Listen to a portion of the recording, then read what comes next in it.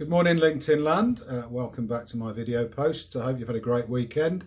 I want to pick up on from where we left off last week, where we touched on emotional intelligence and all of that self-awareness, identifying things that are helping you and things that are getting in the way of your progress, things that are really helping you flourish and things that are preventing you moving forward.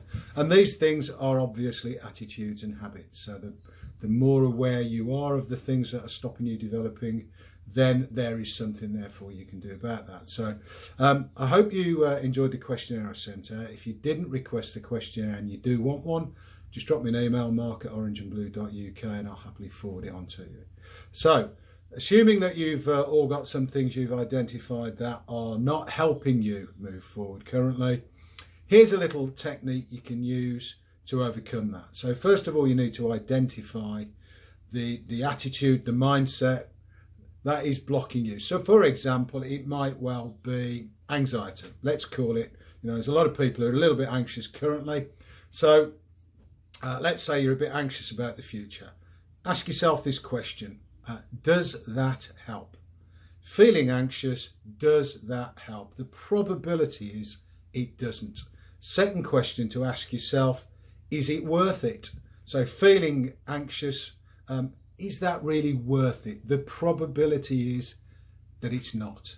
The final question to ask, okay, so if it's it doesn't help and it's not worth it, what would be better than feeling anxious? And this is a choice you can make.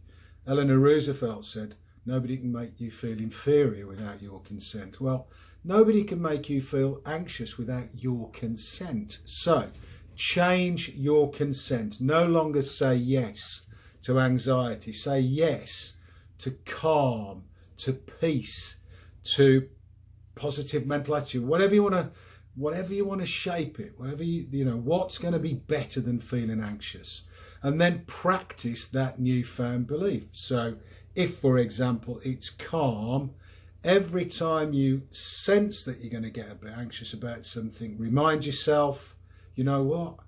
It doesn't help. It's not worth it. I'm just going to practice being calm. Look up, you can Google it, look up some techniques for meditation. Learn via YouTube about calming techniques, about breathing techniques. There's a world of information out there that can help you with this stuff. The key to this is that you choose to change in the first place. You have to be part of the solution. You weren't born with a sense of anxiety. You've learned that through a process of practice over many days, weeks and months, so you can relearn a better way. So you can apply that simple technique to any attitude and habit that you're currently holding that's stopping you making progress. I'll be back in a couple of days with another post.